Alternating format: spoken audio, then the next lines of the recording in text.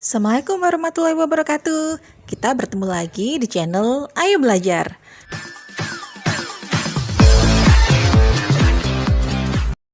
Sesuai dengan penjelasan video kita sebelumnya tentang struktur organisasi, nah untuk video pembelajaran kali ini kita akan lebih spesifik untuk membahas bentuk struktur organisasi.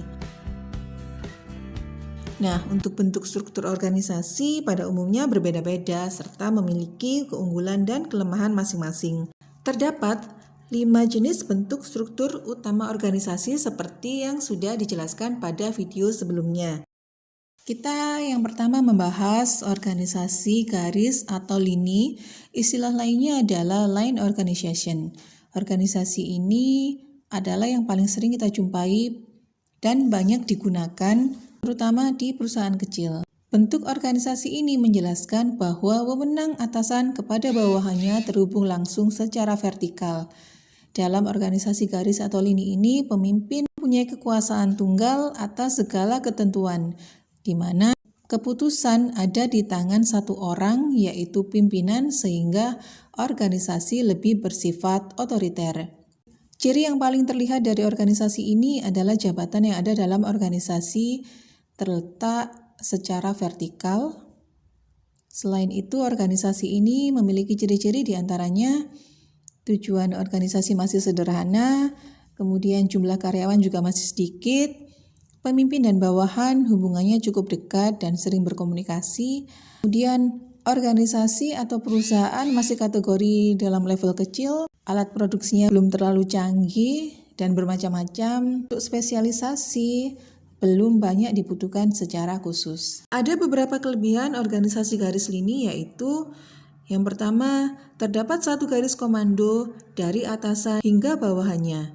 Kemudian memiliki rasa solidaritas, saling memahami, dan spontanitas antar anggota. Adanya peningkatan kedisiplinan dan loyalitas yang tinggi kepada perusahaan atau organisasi.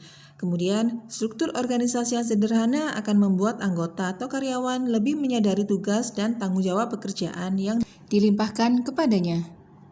Selain kelebihan, ada kelemahan dari bentuk struktur organisasi garis, seperti munculnya gaya kepemimpinan yang autokrasi, terhambatnya kreativitas pekerja atau karyawan, kemudian karyawan tergantung pada satu orang dalam organisasi, dan tidak fleksibel dalam menyediakan spesifikasi yang dibutuhkan saat perusahaan berkembang menjadi lebih besar dan lebih luas. Pada organisasi garis atau lini dan staf, pada bentuk organisasi ini adalah perkembangan dari organisasi garis atau lini, di mana pada bentuk ini pucuk pimpinan mempunyai pejabat atau staf sebagai pembantu, namun tidak memiliki wewenang memberikan perintah atau tugas. Jadi, pelimpahan wewenang dalam organisasi ini berlangsung secara vertikal dan sepenuhnya dari pucuk pimpinan ke kepala bagian di bawahnya. Untuk bentuk organisasi ini mempunyai ciri-ciri diantaranya sudah berupa organisasi yang besar dan kompleks, kemudian daerah kerjanya yang luas, jumlah karyawannya sudah banyak, pemimpin dengan karyawan tidak kenal atau tidak terlalu dekat, jadi hubungannya hanya sebatas pekerjaan saja. Kemudian hubungan kerjanya tidak bersifat langsung dan spesialisasi pekerjaan beragam. Berikut adalah kelebihan organisasi garis atau lini dan staf. Yang pertama, pembagian tugas yang terang dan jelas sehingga dapat memudahkan pekerjaan. Yang kedua, bentuk kerjasama dan koordinasi sudah jelas. Yang ketiga, pengembangan bakat dan keahlian anggota terjamin. Yang keempat, bersifat fleksibel sehingga mudah dalam penerapannya. Dan yang terakhir, pengambilan keputusan dapat diambil dengan cepat dan tepat. Hal ini karena adanya perumusan dari manajemen yang sudah ahli dalam bidangnya. Adapun kelemahan organisasi ini yaitu sebagai berikut. Tugas pokok banyak atau sering dinomorduakan, mengingat adanya pembagian tugas pokok masing-masing. Yang berikutnya, proses pembuatan keputusan berliku-liku. Jika pertimbangan-pertimbangan tidak terkendali dan terkelola dengan baik, maka akan timbul nepotisme. Memunculkan adanya persaingan antar manajer organisasi perusahaan dan adanya solidaritas yang kurang terjaga antar karyawan yang disebabkan banyaknya jumlah karyawan.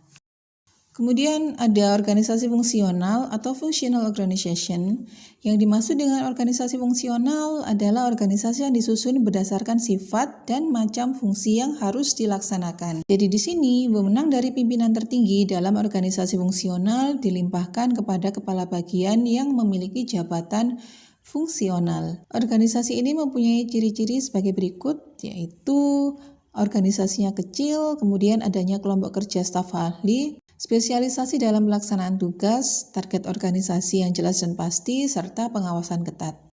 Yang berikutnya adalah kelebihan dan kelemahan dari struktur organisasi fungsional. Adapun kelebihan dari struktur organisasi ini adalah sebagai berikut. Yang pertama, memiliki program kerja yang terarah dan jelas. Kemudian, manfaat yang sebesar-besarnya dapat diambil dari para ahli. Memiliki koordinasi yang baik dalam perusahaan, dapat menyusun anggaran secara tepat. Kenaikan jabatan pada pejabat fungsional atau karir pejabat fungsional dalam perusahaan berlangsung cepat. Kemudian pembagian kerja lebih profesional berdasarkan bidang keahliannya masing-masing. Sedangkan kelemahan struktur organisasi fungsional antara lain sebagai berikut. Pejabat fungsional bingung dalam mengikuti prosedur administrasi. Muncul biaya tambahan yang tidak terduga. Kemudian inspeksi dan koordinasi sulit untuk dilaksanakan. Kemudian keputusan yang diambil terkonsentrasi pada hierarki puncak sehingga menciptakan penundaan. Untuk organisasi divisional, organisasi ini merupakan jenis struktur organisasi yang diterapkan oleh perusahaan-perusahaan yang memiliki beberapa anak cabang.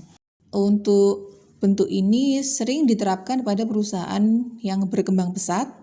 Perusahaan tersebut semakin memajukan berbagai lini untuk mendesentralisasikan kewenangannya dalam pengambilan keputusan. Dalam struktur organisasi divisional, seorang manajer divisi dapat mengembangkan strategi untuk divisinya.